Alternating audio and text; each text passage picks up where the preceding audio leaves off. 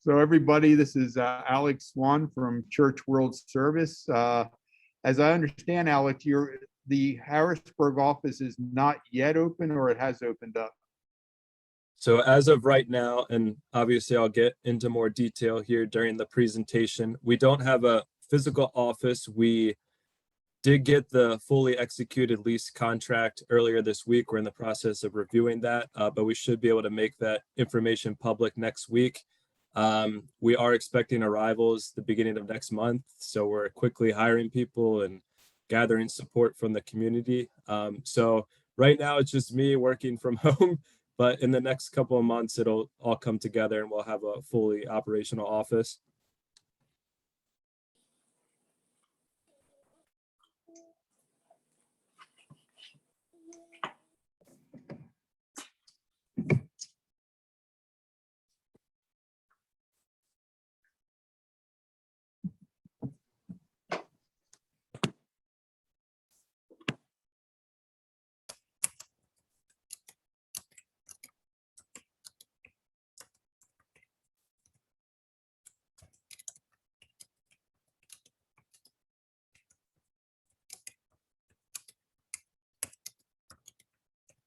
Jack, is there Nice anyone question. else we're waiting on, or should I go ahead and No, get started? go. You can go ahead and get started. Okay, sounds good.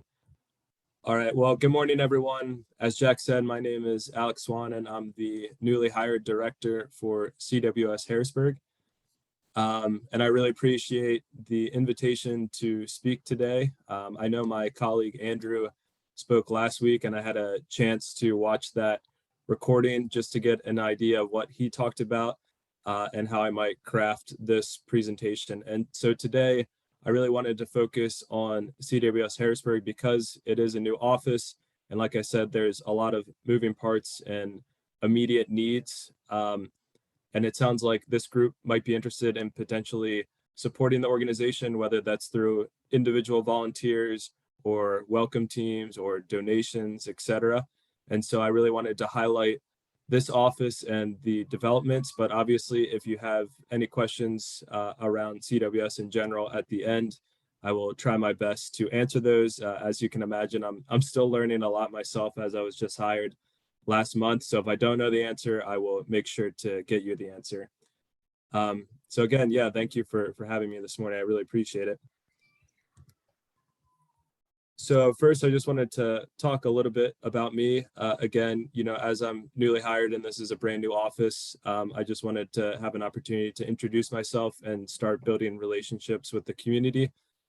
So again, I joined CWS last month, December 8th. So I've been at it a little over a month now. Before that, I was an economic development analyst for the Pennsylvania Department of Community and Economic Development, or DCD for short.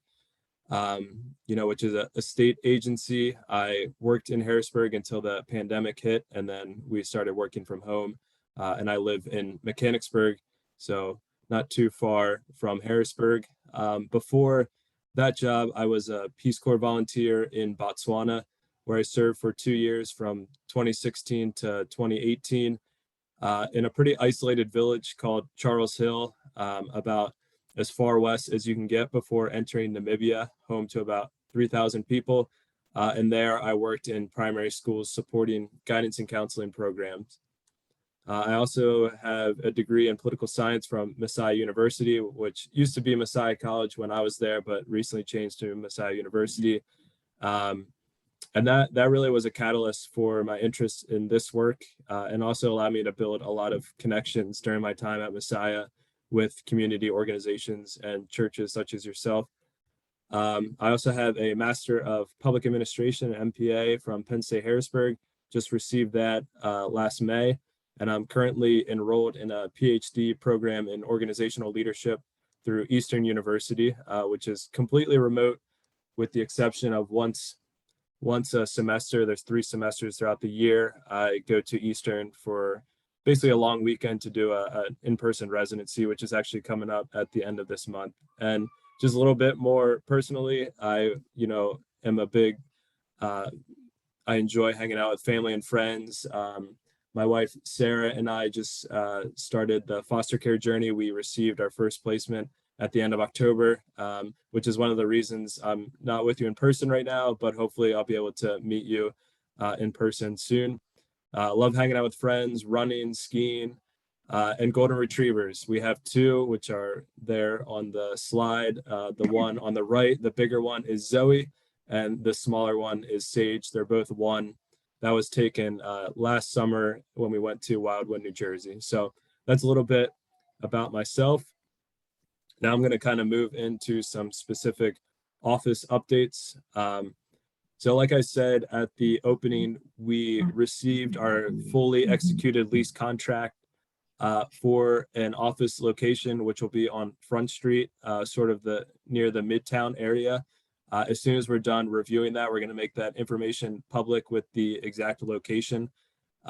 There are going to be some renovations that are going to be done. And so we're hopeful that we can open our doors to the community and our clients starting March 1 is our target date. So more information to come with that. But we're very far along that process, and hopefully we'll have an office up and running soon.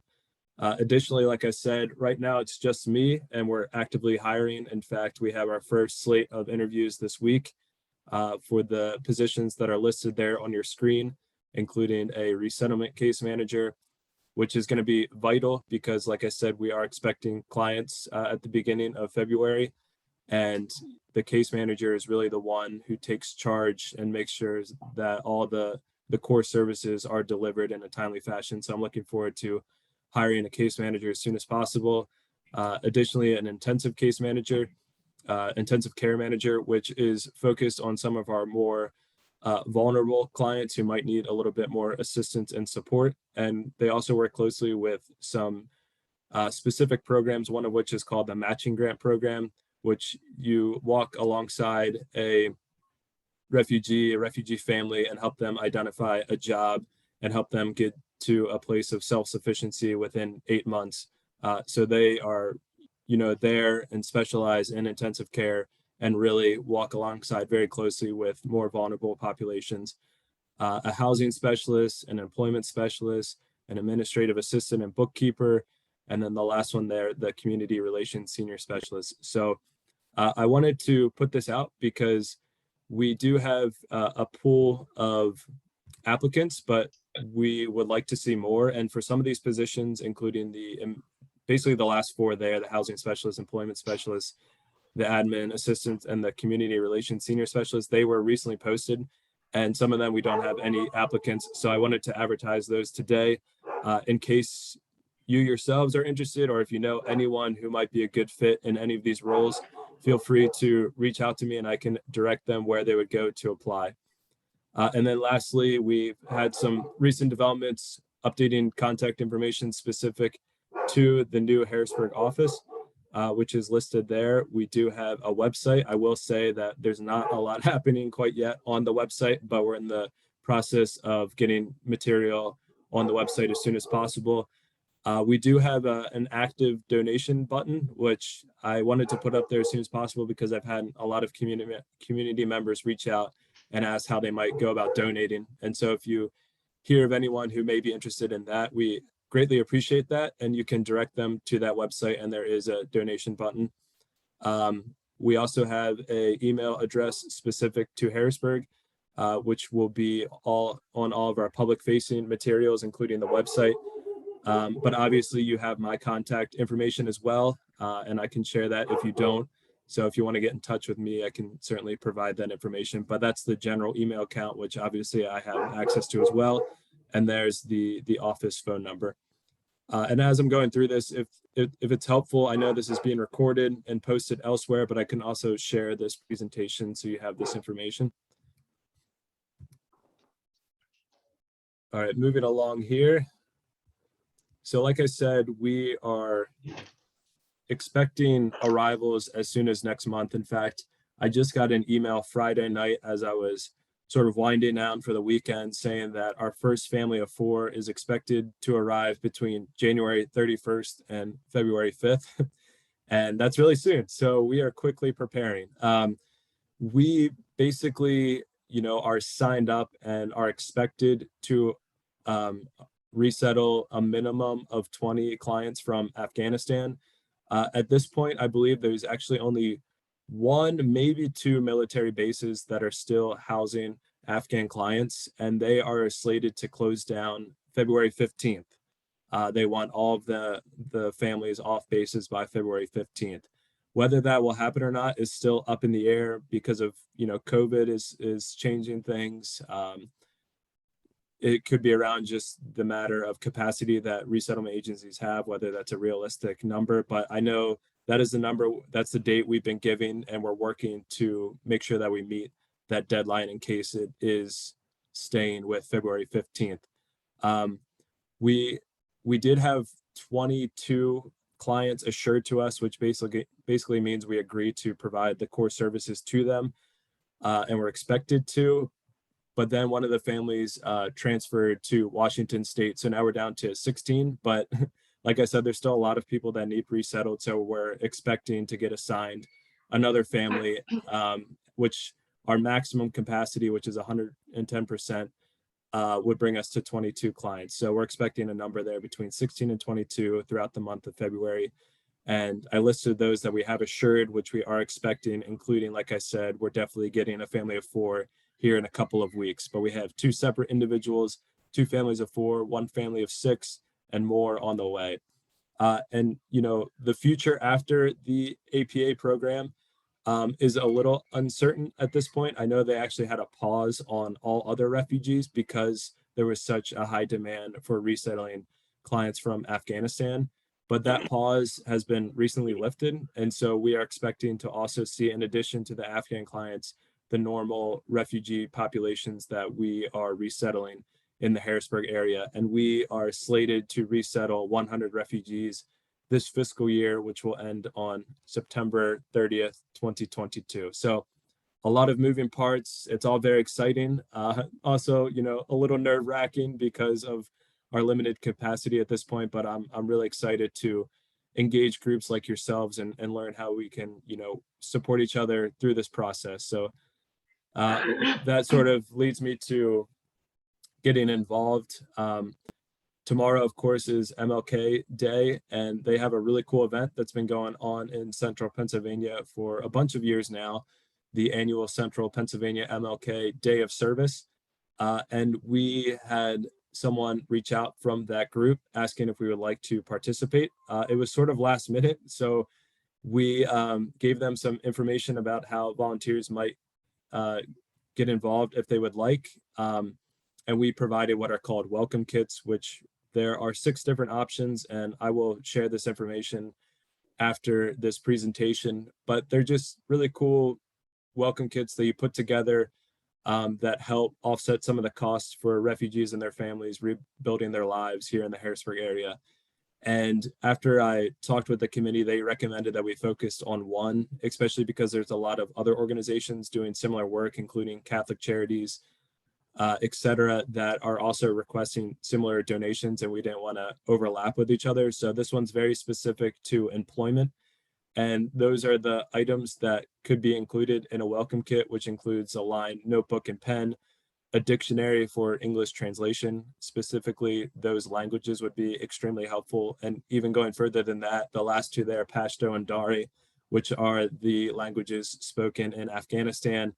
Like I said, because our immediate need is around Afghan clients, those would be especially helpful. A Walmart gift card for work boots, lunchbox, thermos, and this is all preferred, but obviously doesn't have to be in a tote bag or a backpack, just to have it all neat and tidy and be able to travel.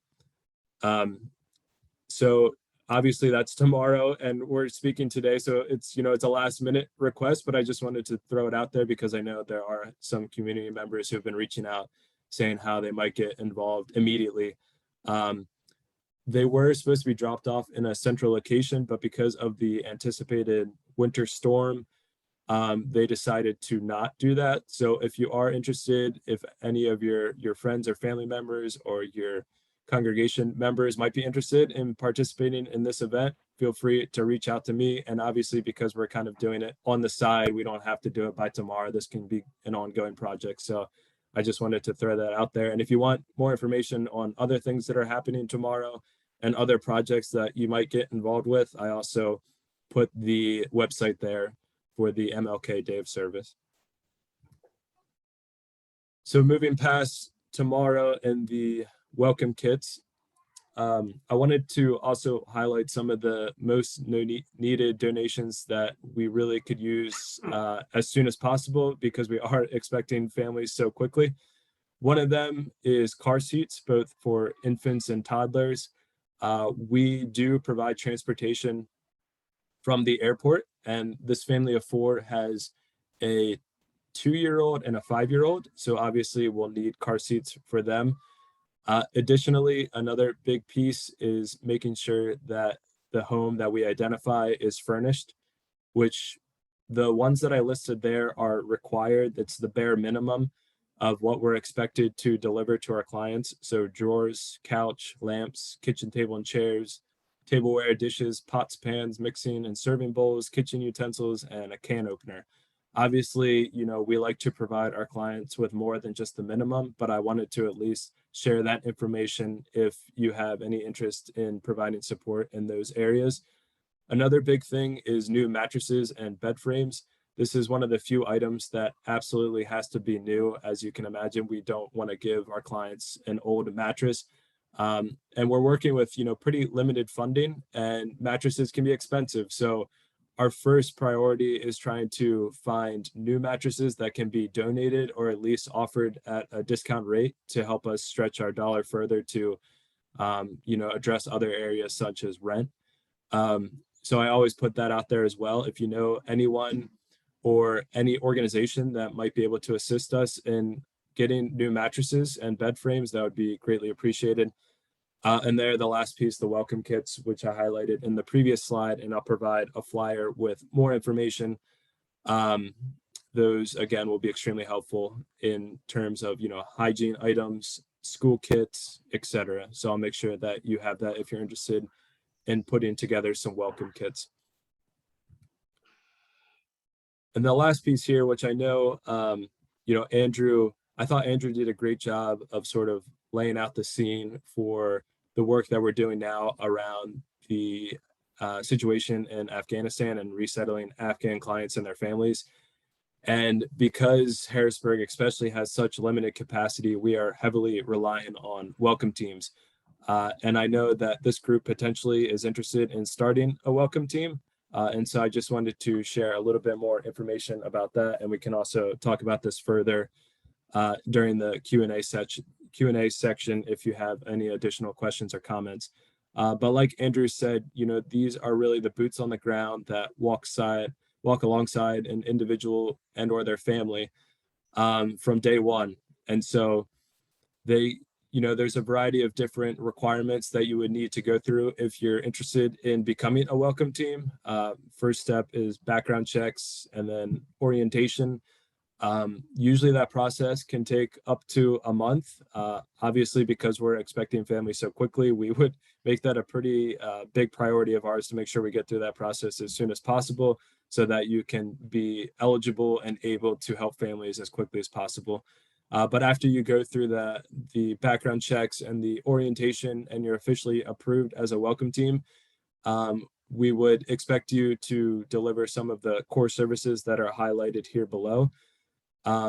First would help us identify housing, which I am currently doing. But as you can imagine, it's a big task. And so any additional help or any leads that I can get from the community are greatly appreciated and very helpful, especially until I hire a housing specialist, which their sole job will be identifying housing in the area. So anytime I have an opportunity to talk to groups such as yourself, I always want to put out that plug. If you know any landlords, any property owners, you yourselves know of any housing options, please let me know. And we're keeping all options open. Ideally, they would be in the Harrisburg area, more downtown, more suburban, maybe Allison Hill, et cetera, that have access to public transportation because our clients won't have a car right away. And so we're looking for areas in the more downtown areas of Harrisburg that has access to services and public transportation. That being said, if we have a strong welcome team, especially members that are willing to provide transportation, we can expand our horizon a little bit and place families where housing is available, whether that's, you know, on the West Shore or further out your way towards Hershey. Really, we want to keep all those options available at this point. But after we identify housing, you know, during that process, we're also collecting donations, which I highlighted in the last slide. And welcome teams would help furnish the home and set that up and prepare for our new neighbors to arrive. And then the big day comes, which is the airport pickup, which is also a really exciting time. I did my first one with the Lancaster team Wednesday night, which was just, it was so cool to be a part of that process. And it's just such a highlight of this entire experience, being able to pick up our new neighbors from the airport and transport them to their new home. So we would ask that you would be there for the airport pickup and help with transportation. And then we also are required to provide the first meal for the family. Obviously, we want to be, you know, sensitive to the cultures in which they're coming from. And so once we know where their family's coming from, in this case, they'll be from Afghanistan, especially the first few families that we get, we'll be reaching out to any refugee leaders in the area, any clients that have already been resettled, any restaurants that make food from Afghanistan, and making sure that it's, you know, the food that we're providing is something that they are comfortable with and will appreciate. And we also ask our volunteers to stock up the fridge and the cupboards for, you know, a few days up to a week supply of food until our clients have the opportunity to go to a grocery store and get food for themselves. Additionally, we would ask you to be a part of the cultural orientation process, helping them learn the ways of their new community, whether that's public transportation, enrolling their kids into school, helping them learn English, all of these really important things that need to be done. We would ask that you would help with those. And then finally there, and probably one of the more critical components of welcome teams is providing transportation. Like I said, we try to have our clients access public transportation, but that's not always going to work out. And so we ask welcome teams and heavily depend on welcome teams to be willing and able to provide transportation, whether that's to clothing bank appointments or medical appointments or their ESL classes, et cetera. That's a really important component of welcome team. So it's a really neat experience. We greatly appreciate our teams, when we can't do this work without them. So if we want to, you know, start having deeper conversations about your interest level in potentially forming a welcome team, or if you're not able to make that big of a commitment, there's, you know, other things that we can do, whether that's just finding housing and setting up the house and then leaving it at that, or just providing individual donations, et cetera. We can, you know, tailor it to your needs and your wants in this process. So that's all I had. I know it's only been about 30 minutes, but I wanted to allow plenty of time for Q&A. If there's any other questions you might have, any comments, whether that's specific to Harrisburg or CWS in general, I will do my best to answer any and all questions at this point.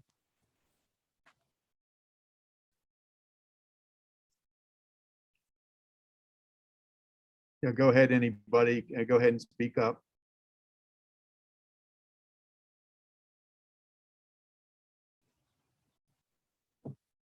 Is there a welcoming team already kind of forming in the Harrisburg area? I'm sorry, can you repeat that?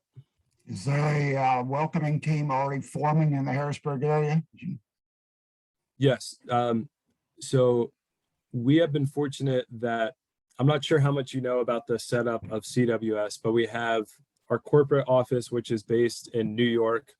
We have our financial and human resource people, which are based in Elkhart, Indiana.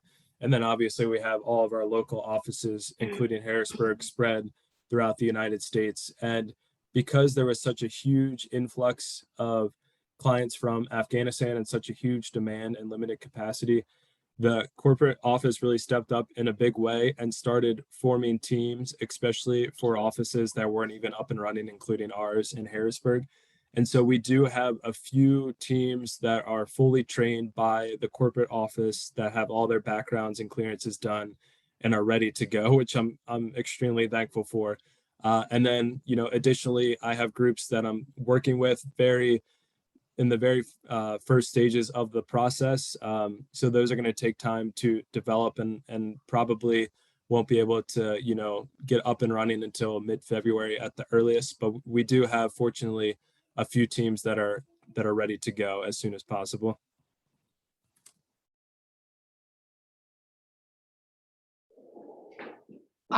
Mike, what are your policies with the virus?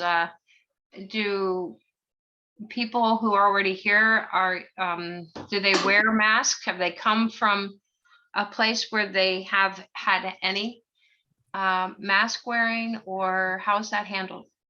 Yeah, great question. I will say that the clients from Afghanistan are receiving vaccines. It is required. And so that is happening. Mask wearing, I know, was instilled at the military bases. And so, for example, the family that arrived on Wednesday night that I was able to shadow, they were all wearing masks and had access to mask. And so I think they kind of understand and get that because of their time spent at the military bases. Additionally, all of the staff working for CWS are required to receive their vaccine as well. And we would ask the same for welcome teams. If there's a situation where you're not directly interacting with a client, there's potential, if you're just helping to set up a house or something like that, there's potential, to kind of go around that. But if you're interacting with clients or other volunteers, you would be required to have your vaccine. Okay, thank you. Alex, does Church World Service get involved with taking the step towards citizenship? Yes. We have a legal office in Lancaster that focuses specifically on all things citizenship and other services. And so right now, the way we're kind of envisioning that taking place in Harrisburg, and I know there's actually there's a huge need for legal services in the Harrisburg area, especially ones that are discounted or free of charge. And so for the short term, we would probably have a rep or two from the Lancaster office come to the Harrisburg office once a week to have appointments with clients about those topics. And then eventually we want to get to a place where we would actually set up our own legal team and have our own legal staff working full time in the Harrisburg area. But yes, we do have those services available. Like I said at the beginning of this call, if you would like, a presentation more tailored to the specifics of our legal team and those services that they provide, I know we're always willing and able to jump on calls like this and provide more in-depth information. So I could always, set up a time that you could speak with our legal team to get more information about that, or just share some resources that I have. But yes, we do provide those services. Alex, can you open your chat? There's a couple questions in there, or do you need me to give the questions? Yes, I see them. Thank you for pointing that out. It's been a while since I've done a virtual presentation like this on Zoom. Sure. So where's the office located? Like I said, it's going to be on Front Street, right near the Midtown area of Harrisburg. I know the director for Lancaster, Valentina Ross, is very jealous of our Harrisburg location because it has a bunch of windows. It is overlooking the river. And if you've ever been to the Lancaster office, there are no windows and it is not overlooking a river. So we really lucked out and got a cool location that's centrally located around services that were going to be delivered. So we're really excited to be able to publicly announce that, like I said, probably this week, as soon as we're done reviewing the fully executed lease contract. So stay tuned for the exact location, but that should be released next week. The other question, how many people do you recommend for each team? We recommend between 8 to 12. I think Andrew touched on that a little bit. We found that to be a good number. There are, again, possibilities to have less than 8 or more than 12, but we've kind of found that to be the sweet spot for the most effective teams. But again, we're extremely flexible. So if you want to form a team of less or more, we can certainly talk about that and make that work. What groceries have you identified? That That's a good question. I've been just, insanely swamped by training and trying to identify housing and setting up our financial systems and putting those in place and hiring staff. So I know there's a million other things that I haven't done yet and that I need to do. And one of those is identifying grocery stores that offer the types of foods that our clients are used to and will want to have access to. And so this is another area, again, building relationships with community groups such as yourselves is so vitally important because it helps, start some of these searches organically. I was very fortunate that we had a volunteer who was extremely interested in GIS mapping in Millersville University, and they've started to put together a map of housing options and the bus lines, and are starting to do things like groceries and clothing banks and providing a really cool map identifying those services in those places. So this is something I haven't, gotten into the weeds yet. But if you ever have any interest in doing a research project or starting some of these searches, I am always open to that. I love data. I love researching. I love working with people on those types of projects. So I don't have an answer for where the grocery stores are, but it's something that's on my to-do list. Alex, I may have missed it because I came in a few minutes late, but can you tell me how many churches in the Harrisburg area have shown interest as we have? How many churches out there? Yeah, great question.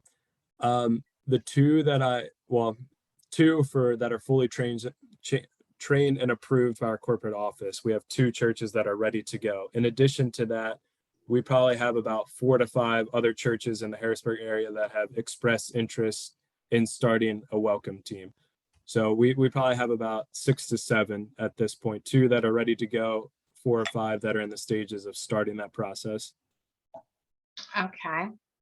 Because sometimes maybe if you don't get enough from one church, that you would team up with maybe another church that we know or we've experienced with before. We have relations with some of them in town.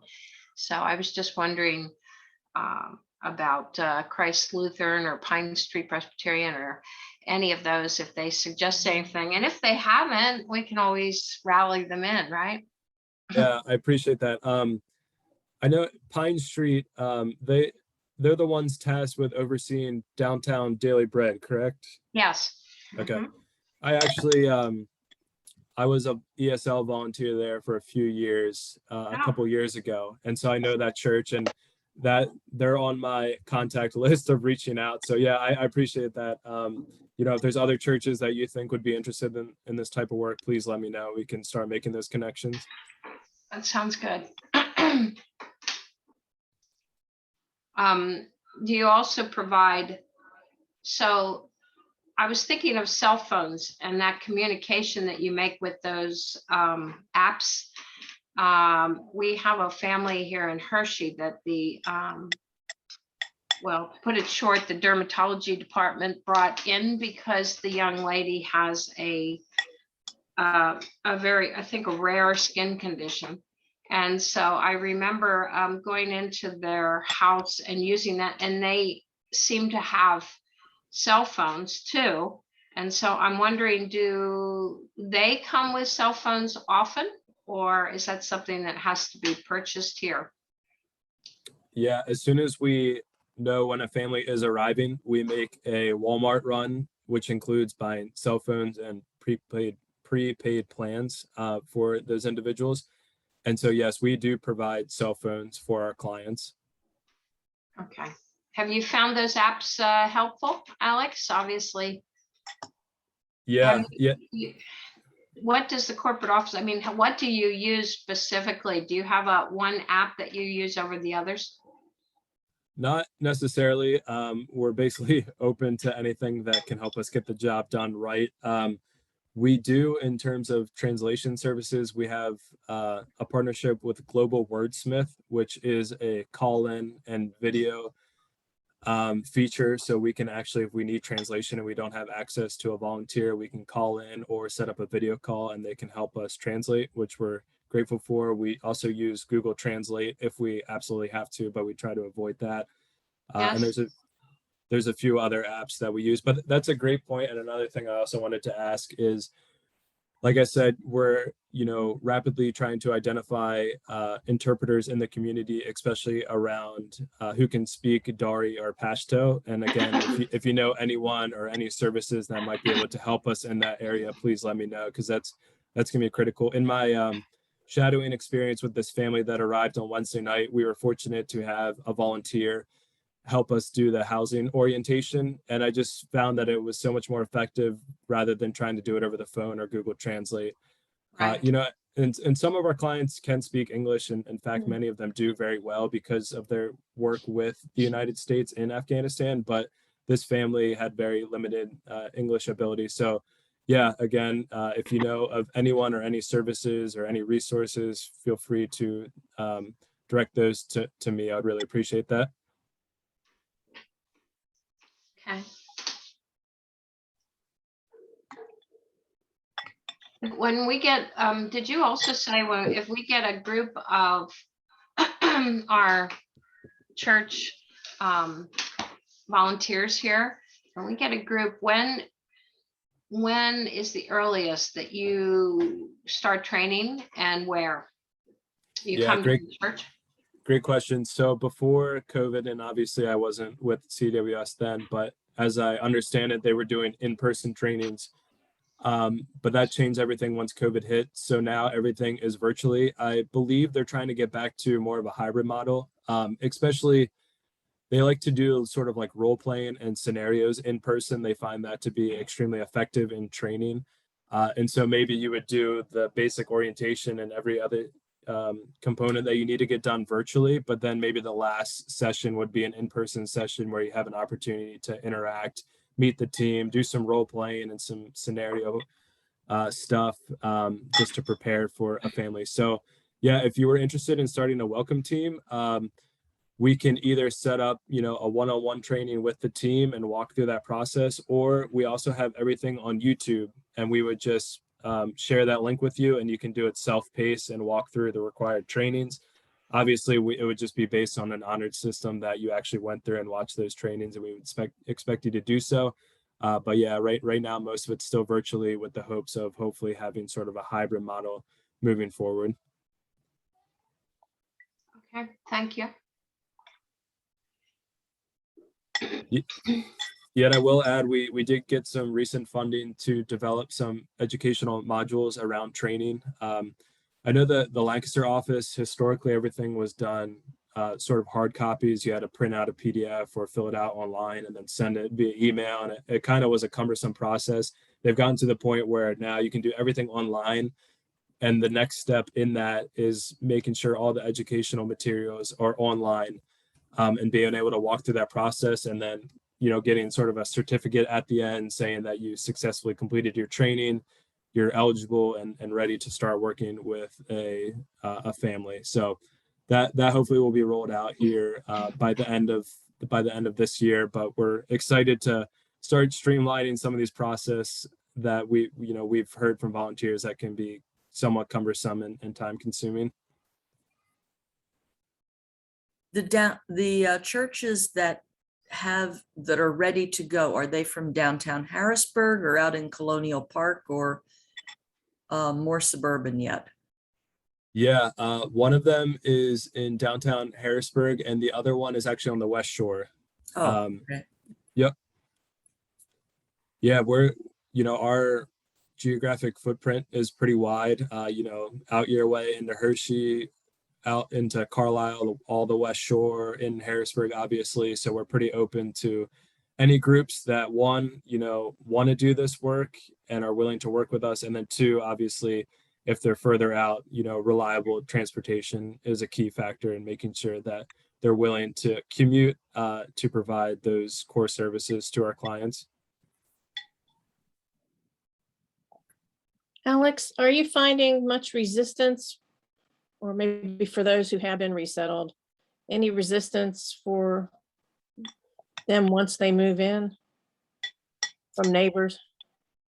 You know, I can really only speak to Lancaster. I will say, so I think Andrew touched on this a little bit last week, but there was an extensive search to identify where CWS Lancaster would want to open a sub office, and they did that research, and they got extremely positive feedback from the Harrisburg community about welcoming refugees. And obviously, this work is already happening and has been happening in the Harrisburg area through organizations like Catholic Charities that have had a footprint in this area, and they've overwhelmingly got a positive response from the community. And Lancaster has such a strong foundation and historical foundation for the refugee work that they've been doing. But yeah, since I've started, I've only received extremely positive feedback from community members about how they can get involved.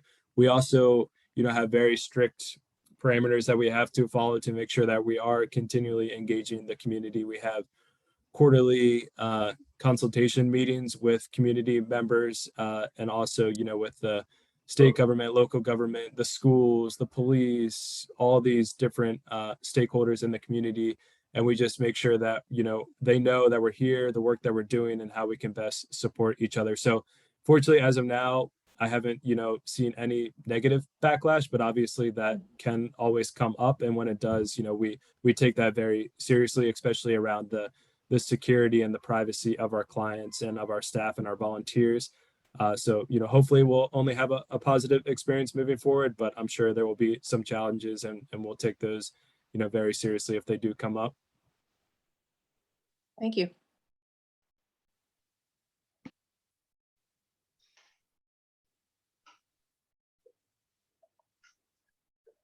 Alex, Andrew spoke to it a little bit, but could you speak to the kids going to finding a school to go to and what their challenges are? Yeah, good question. So yeah, fortunately, Harrisburg School District and some of the school districts on the West Shore have dealt with ESL before, and so they have that infrastructure in place to deal with kids who are coming from other places of the world who can't speak English, or their proficiency is pretty limited. So that was one of the reasons that the sub office was decided to open in Harrisburg, because of that infrastructure that's already in place to help kids transition in that way. So as soon as a family arrives, we work with them directly to enroll their children into school, and we walk alongside them to make sure that they're receiving the services and the assistance that they need in that process. So yeah, we're very fortunate to have the infrastructure in place.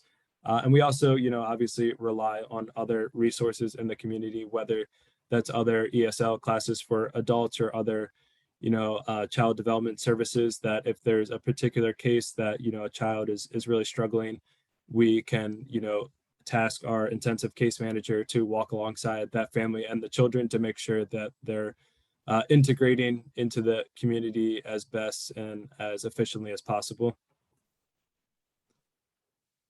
Thank you. I was curious, after Afghanistan, where do you anticipate some of the other refugees coming from, if there are any kind of top countries where you're finding other refugee families coming from? Yeah, historically, we've had a lot of refugees from Burma, and we anticipate that to continue, as well as the DRC has been historically a huge place where a lot of refugees are coming from. Other countries might include Iraq, Ukraine. We still get a good number of refugees coming from Ukraine, and Syria as well. So those are probably the top. But yeah, historically the most have been from Burma and the DRC. But obviously that can change. Sometimes we get, a week's notice of when a family is coming and where they're coming from. Sometimes we get, 48 hours notice. It really depends, and we don't know where they're coming from until they show up in our systems. But like I said, because of the huge influx of Afghan clients and everything that took place in Afghanistan, they paused refugee resettlement completely, but that pause has recently been lifted last week. And, because of COVID, that still might take some time for travel to come online and for us to start resettling refugees from other parts of the world. But, hopefully by end of next month, beginning of March, we'll start seeing some of those families on our radar and preparing to resettle our new neighbors. Thank you. How many homes in Lancaster do you presently own or rent from, Alex? That is a great question. I have absolutely no idea, but I can reach out to the housing specialist at Lancaster, Joe Landis, and I can provide you with that information. I would say that almost none of our clients, at least especially the new arrivals, actually own the house. Most of it is relying on rent and working with landlords to come to some sort of agreement that they would be willing to accept these families, and offer an affordable rate for these families. So yeah, we greatly appreciate any landlords or property owners that are willing to do that and work alongside with us. We also have a very generous grant from Airbnb. As you can imagine, identifying housing and furnishing it takes a long time, and especially when we only get short notice of when families are arriving. And so in that case, we do have access to temporary housing through Airbnb. They take care of the cost of that. We try to make sure that our families stay in temporary housing the least amount of time as possible and get them into more long-term permanent housing as soon as possible. But that's our backup plan in case we do need more time to access housing. But yeah, I will reach out to Joe and get you that number.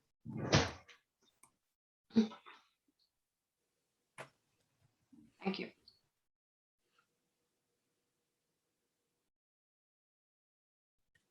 Related to that, is there any apartment complexes that are helpful to you?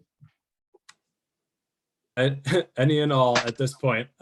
If you know of any, I'm all ears. I know that historically, Joe has told me that in Lancaster, especially because they have such a strong footprint in the community and have been doing this work for so long, that they have developed these relationships with apartment owners and landlords, and they're able to often go back to the same areas. And that's something that we hope to develop here in Harrisburg, where we can get to the point where we know exactly the places and the contacts that would be willing to work with us. But because we are brand new, it's going to take some time to develop those relationships. Thank you. Anybody else? Yeah, go ahead. Are the families financially destitute, or do they have? Did you hear that, Alex? I did not. Are families financially destitute, or do they have resources for money? Yeah, good question. So obviously, when they come to the United States, they don't have a lot of financial support or resources available to them. But that's, the reason that we're around is to help them get to a place of self-sufficiency as soon as possible. So from day one, we provide some small cash assistance to help them. We also provide, assistance for public transportation and groceries. We provide them with financial support to pay their monthly rent. In the RMP program, which is the Normal Refugee Resettlement Program, we are obligated to provide them services to at least 3 months. That being said, many of our clients enroll in extended services, such as the matching grant program that I alluded to earlier, and we're able to walk alongside a client and their family for up to 8 months. And so the goal is to get them to a place of self-sufficiency as soon as possible with our institutional and resources that we have available to us.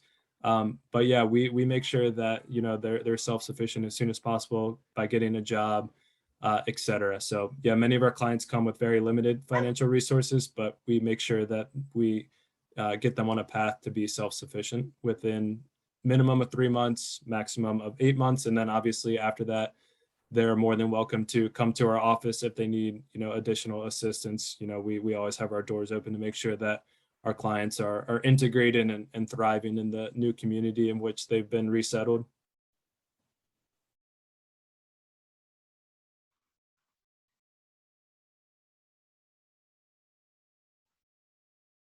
Is there getting a job a difficult thing because I'm thinking of maybe government regulations or they go into specific jobs normally.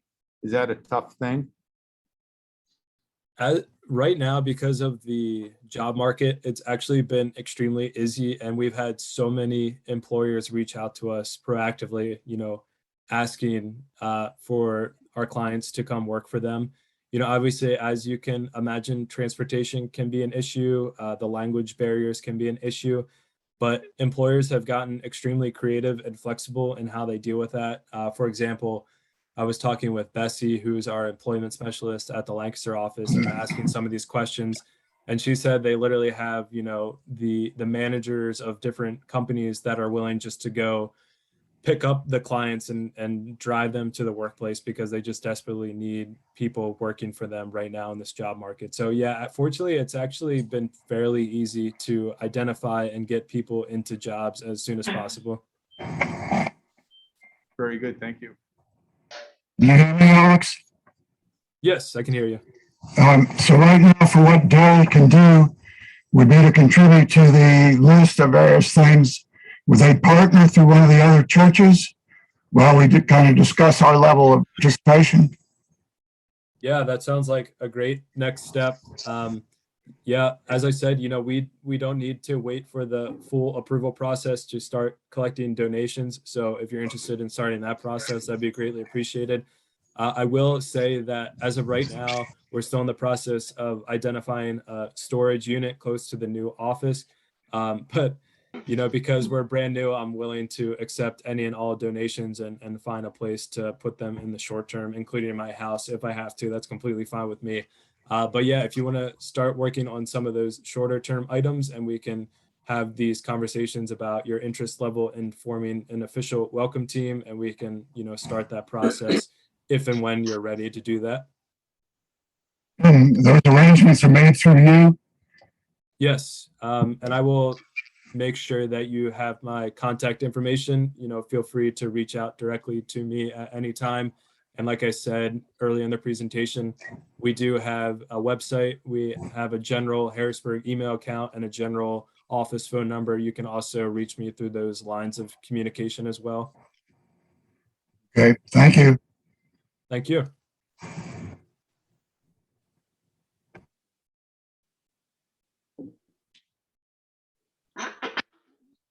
Any last questions? We're getting close to 10 o'clock. Any last questions, folks?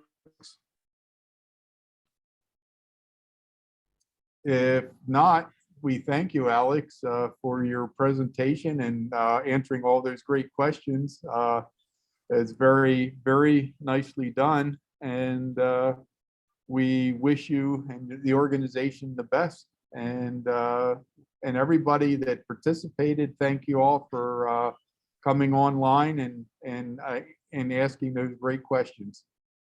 Thank you, Alex. Take care. Thank you, everyone. It was great to meet you, and I look forward to getting to know you more. Hopefully, we'll be able to meet in person here soon. And, like I said earlier, if you have any questions, comments, concerns, feel free to reach out to me. Thank you very much. All right. Thank Thank you. Take Thank care. you.